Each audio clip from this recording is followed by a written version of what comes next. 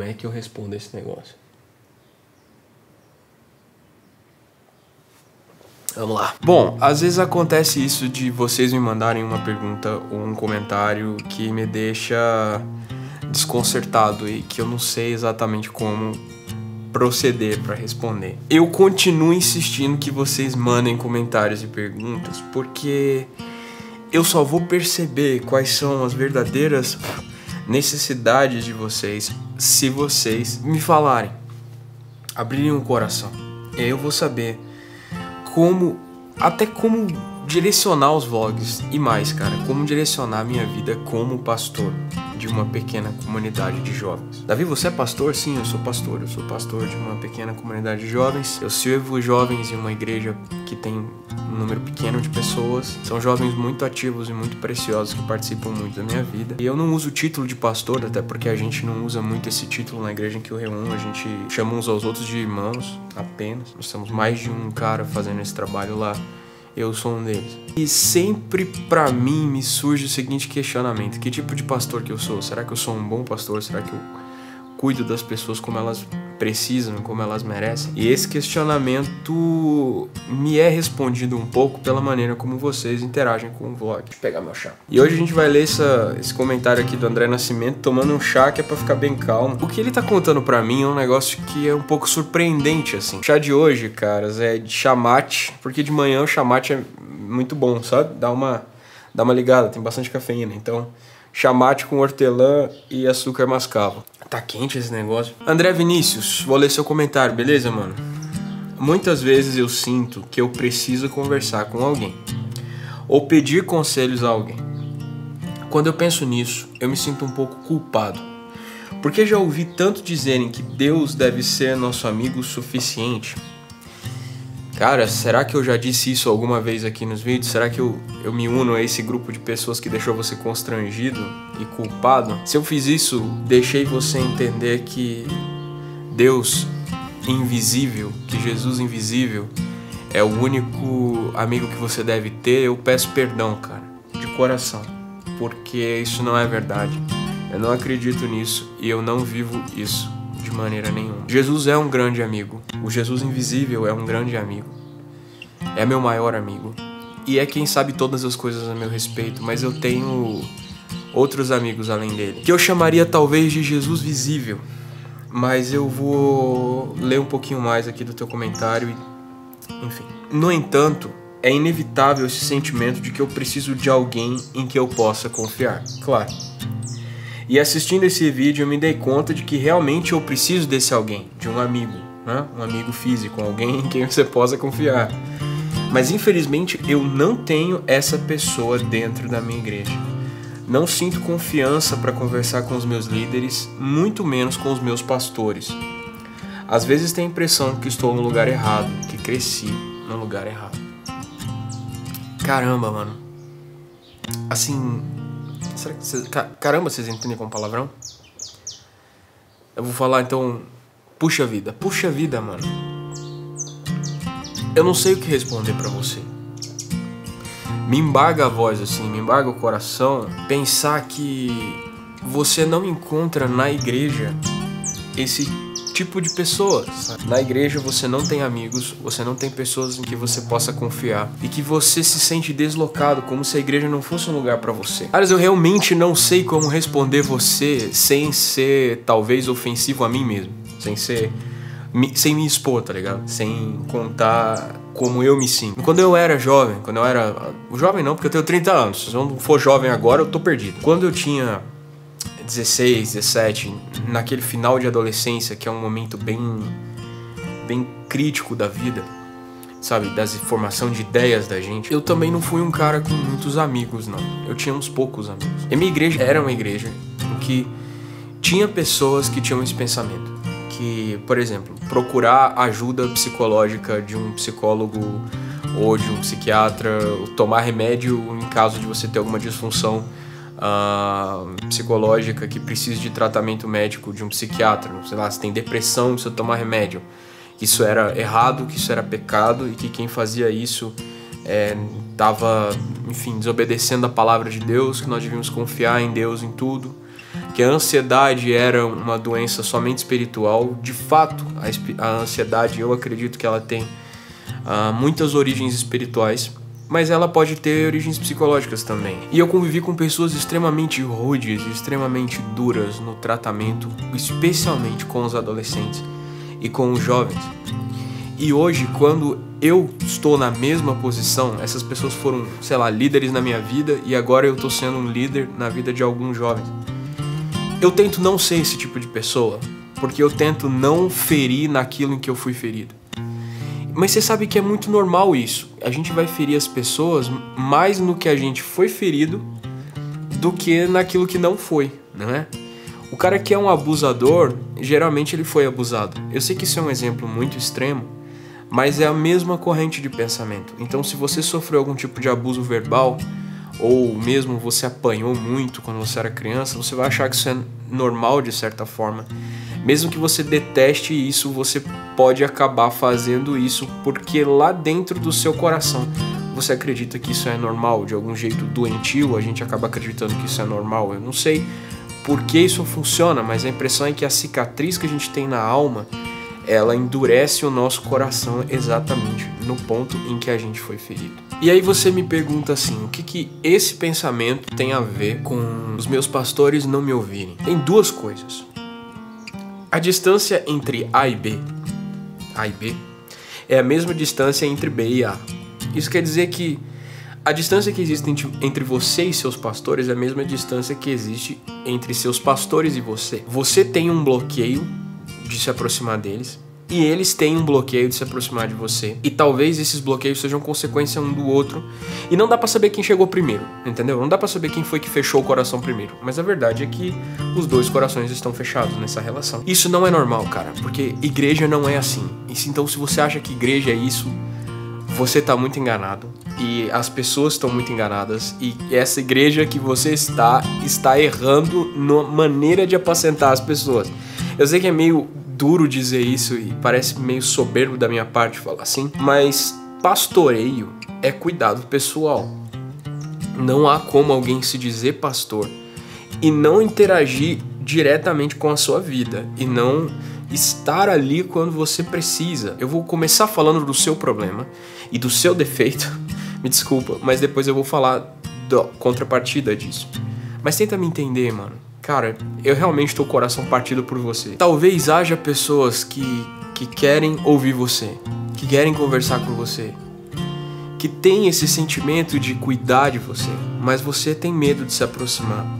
Porque mesmo sendo jovem, eu não sei quantos anos você tem, eu tô julgando você pela sua foto. O jovem já tem uma religião dele. O adolescente já tem uma série de conceitos e preconceitos a respeito de Deus. E vive muito mais pelo preconceito a respeito de Deus do que pela relação com o Deus verdadeiro, saca? Então a gente também se relaciona com os nossos pastores pela imagem de pastor que a gente faz. Talvez os seus pastores queiram ser próximos de você. Talvez os seus líderes queiram ser próximos de você. E você não esteja dando essa oportunidade para eles. Porque a gente que é líder, a gente que é pastor, fica num conflito entre ser intrusivo demais na vida das pessoas e ir lá e falar, cara, você tá errado, ou então chegar, mano, eu quero conversar com você, por favor, vem falar comigo. A gente fica esperando essa iniciativa partir das pessoas. E nem sempre elas têm essa iniciativa. As pessoas têm preconceitos a respeito dos pastores e dos líderes. Mais um pouco, e aí eu entro na parte que diz respeito a nós, e talvez nós sejamos os maiores culpados, porque eu não posso jogar a culpa dessa relação em você. Eu posso jogar essa culpa em mim. Eu sou a única pessoa que pode... Eu posso assumir a culpa por isso. Você fala, Davi, você não é meu pastor, você não é líder na minha igreja. Não, mas eu vou assumir essa culpa, porque eu vou interceder nesse momento, eu vou me colocar como intercessor. Eu cometo esse erro muitas vezes. Eu digo para as pessoas, vem até mim, mas eu não vou até elas. E esse é um erro que Jesus não cometeu. Ele não disse para as pessoas, venham a mim. Ele falou isso em João 7, mas ele já tinha ido primeiro. Você entende? Jesus em João 10 fala que ele é o bom pastor, então... Como ele entende apacentamento? É ir até a pessoa, né? Jesus entende que Não dá para apacentar sem proximidade. E quem tomou a iniciativa da proximidade foi ele. Não foi o homem que buscou Deus, foi Deus que buscou o homem. Porque toda a tentativa do homem buscar Deus acabava terminando num imenso fracasso, porque o homem sempre acabava se relacionando com a divindade imagética, um ídolo, ou com aquela concepção, aquele preconceito que ele tinha de Deus, e nunca com o Deus verdadeiro. Então Jesus se tornou o Deus verdadeiro em carne para que os homens pudessem se relacionar com o verdadeiro Deus. Isso fala muito de como Jesus entende cuidar das pessoas, sabe?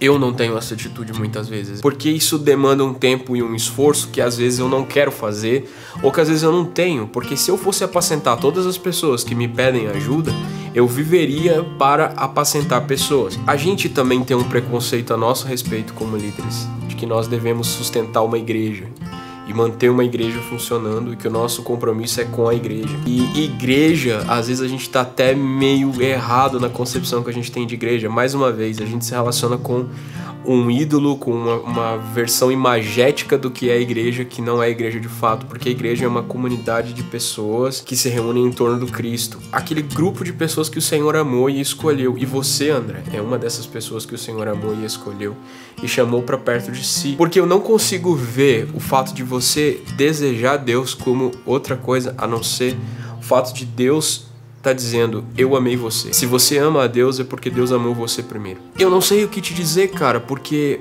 pra mim, igreja é um lugar em que isso flui espontaneamente e a gente vai lavando os preconceitos uns dos outros. Os jovens com os quais eu me relaciono tinham uma ideia a meu respeito. Vocês se relacionam com um ídolo do Davi, com uma versão imagética do Davi Mesquita. Os vídeos não conseguem transparecer a complexidade dos traços do meu caráter. Somente quem convive comigo mais próximo sabe como realmente eu sou. E isso é pastorear, é você conviver tão perto da pessoa que você consiga ver os carrapichos, sabe? Porque tem umas ovelhinhas que às vezes pegam umas pulgas, pegam uns carrapichos, aí você precisa ir lá e tirar. Então é isso que os meus pastores fazem comigo, eles se aproximam tanto da minha vida que eles conseguem ver os meus defeitos, né? E aí eles falam na minha vida, e eles me ajudam, e eu não tenho medo deles. E eu tento fazer isso com as pessoas que eu apacento também.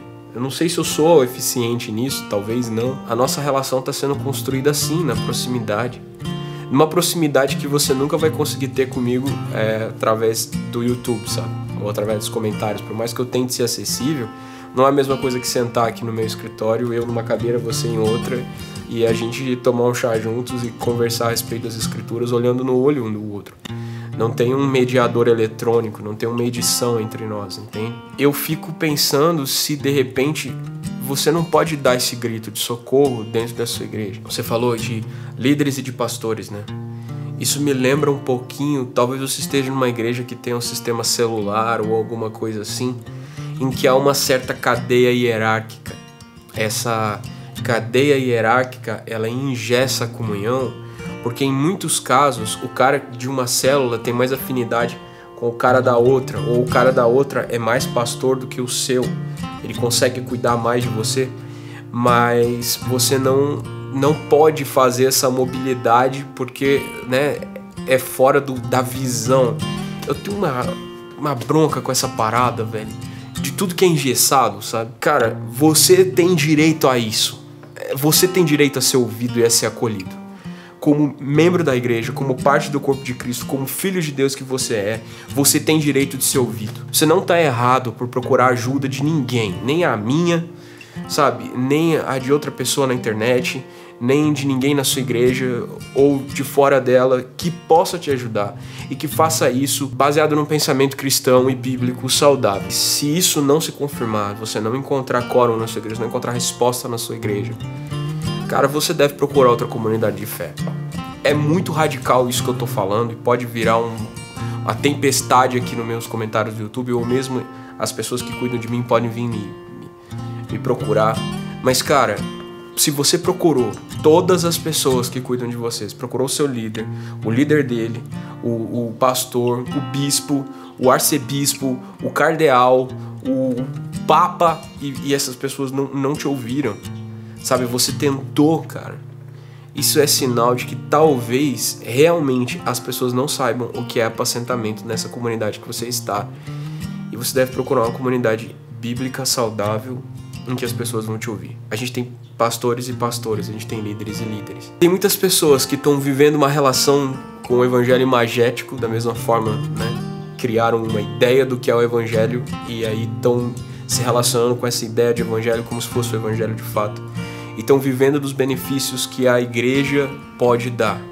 Sejam os benefícios financeiros, sejam os benefícios psicológicos e de satisfação pessoal que as lideranças na igreja podem dar. É um conselho muito duro, muito difícil, mas eu tenho certeza, cara, certeza de que tem alguém perto de você que talvez você ainda não conheça, mas essa pessoa quer acolher você. Talvez até seja dentro da sua igreja e você ainda não teve a oportunidade de conhecer essa pessoa. E eu oro sinceramente que haja, porque eu acredito que em cada igreja há um grupo de pessoas realmente sinceras, que estão se movendo fielmente e amando o Senhor e amando as Escrituras. Eu nunca vi nenhuma igreja em que todo mundo fosse corrupto, em que todo mundo fosse detestável. Não. Coloca aí na sua cabeça agora o nome da igreja mais maluca, que todo mundo é herético. Lá dentro tem alguém sincero, porque a pessoa pode estar pura de coração num ambiente impuro, mas cedo ou mais tarde ela vai espirrar dali. Mas, cara, tem alguém pra ajudar você. Porque você é filho de Deus e Deus não abandonou você. Talvez, mano, seja o caso de você conversar mais comigo e eu tratar essa questão mais pessoalmente com você. Tem os meus contatos aqui embaixo no e-mail. Enfim, você sabe como me contatar. Eu sempre deixo esse canal de comunicação. Se você for de Brasília e região, vem até o meu escritório ou eu vou até você. A gente marca um café, a gente bate um papo. Se você não for, eu posso indicar algum amigo que eu conheça de perto de você para te dar uma luz de talvez como quebrar esse gelo, ou até mesmo, sei lá, que você possa visitar uma comunidade, enfim, uma igreja, algum grupo de pessoas que realmente amem você. Eu sei que o vídeo de hoje foi meio triste, meio chato, meio denso, meio cansativo. Tô até tomando um chá aqui. Existem igrejas sadias, existem líderes sadios, existem pessoas que querem acolher. Existem muitas igrejas com poucos membros porque elas não oferecem perspectiva de enriquecimento para as pessoas, nem perspectiva de cura milagrosa para as pessoas, por mais que eu creia que isso exista de fato. Eu creio que o Senhor abençoa as pessoas que se aproximam dele. E o que está acontecendo fora da minha vivência de igreja, entendeu? Porque, cara, eu tô vivendo uma coisa totalmente diferente do que vocês estão testemunhando. Eu posso dizer, mano, que nós somos uma igreja pequena, simples, mas que tem proximidade das pessoas. A gente se gosta, a gente é amigo. Ah, Davi, mas você não visita outras igrejas? Eu visito. Mas quando você vai visitar a casa de alguém, a pessoa sempre arruma a casa. É só na vivência que a gente consegue ver a verdade das coisas. E a vivência que eu tenho, mano, é de uma igreja feliz, saudável e próxima. Não é uma igreja perfeita, tá? Tá longe disso. Mas tá se aproximando, porque o Senhor tem dado graça pra nós. Fica aqui o meu convite. Se você precisa de comunhão ou se você quer conversar, eu sempre deixo os e-mails aqui embaixo. Às vezes eu demoro um pouco para responder, me desculpa, mas é que eu tô dividindo a minha vida entre ser um pastor da minha comunidade local, entre ser um pastor pela internet, entre aspas, porque eu não sei se isso é possível, e ser um empresário. Então as coisas estão bem corridas. Tirando esses fatos, tem os prazeres da minha vida, que é ser pai dos meus filhos, marido da minha esposa e amigo dos meus amigos. Deus é muito bom comigo, eu tenho tido muito prazer em tudo que eu faço, mas o tempo é que é cruel. Se você quiser conversar comigo, eu tô aberto, mano, pra conversar com você e todos vocês. Os endereços estão aqui embaixo. Bora tomar um chá, cara, não sei, você mora aqui perto, vamos tomar um chá junto, tomar um café, tomar Coca-Cola, não tô muito afim não. Vamos lá, comer alguma coisa, tá bom? A gente bate um papo. A vida da igreja é isso, é a gente ter comunhão e dividir aquilo que é comum. Sobre comunhão eu vou gravar num outro vídeo, tá bom? Me lembrem que eu tenho que gravar sobre comunhão. Galera, um abraço pra todos vocês. Obrigado por esse tempo que a gente passa junto, sempre é muito proveitoso pra mim. Valeu, falou. Até o próximo vídeo. Se você puder, acessa o meu Patreon e seja meu patrão. Tchau, galera.